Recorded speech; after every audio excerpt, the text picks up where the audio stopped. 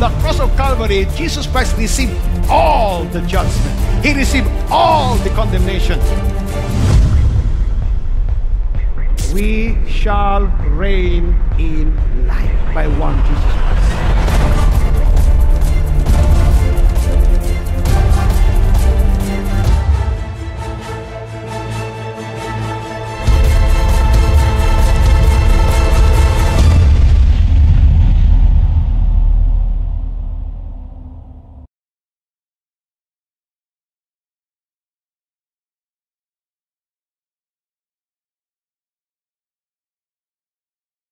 Who are you?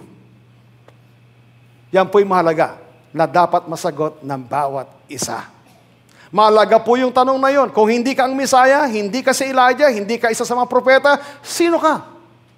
Pag nagtanong sa iyo, sino ka? Anong isasagot natin? Okay? Marami po mga tao, even Christians, ang alam lang sagutin, sino ako? Sabi niya, ako? Ako ay isang engineer. Okay?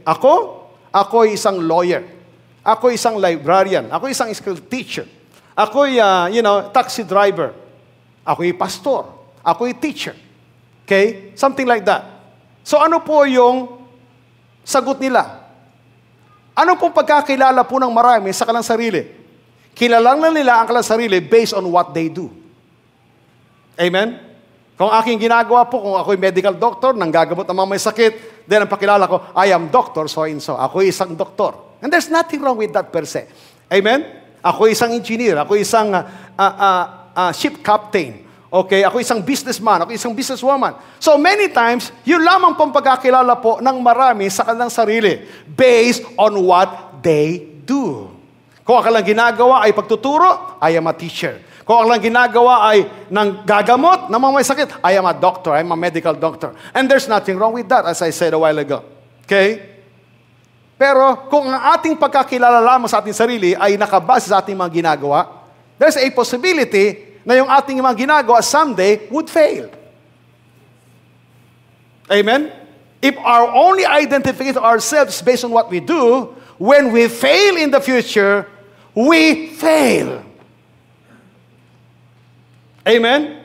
Kapag ang pagkakalam sa sarili ay isang businessman, dahil ang iyong ginagawa ay business, paano kung let's say for example, nalugi yung business. So hindi lang yung business na nalugi, kasama ka. Babaksa ka kasama ng pagbaksa ka ng business. Dahil your identification is just limited on what you do. Amen? But there is an identification that we need to understand that is much greater than what we do. Okay? Who you are, not based on what you do. Who you are, what you have, based on what Jesus Christ has done for you. If you ask me, aside from being a pastor, okay, kung sino ako, I am the righteousness of God in Christ Jesus. I am a new creation in Christ Jesus. I am a child of God. I'm an heir of God, joint heir with Jesus Christ. I am blessed. I am seated with Christ in the heavenly places.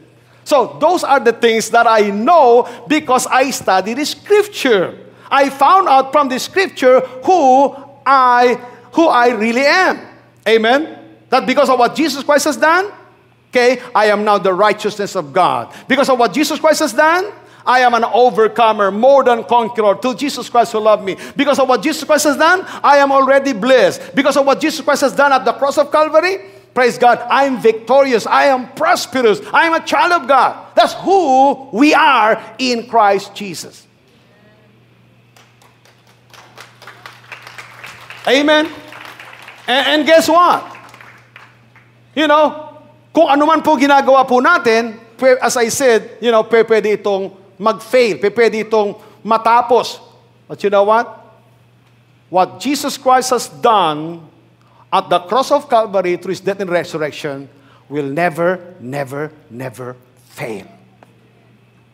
So find out in the Scripture who you are, and what you have because of what Jesus Christ has done for you.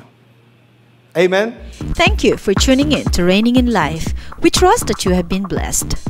For more information on the resources and how to become a partner and support this ministry, do log on to our website at jfcf.org. And for more of our teaching archives, be sure to check our YouTube account.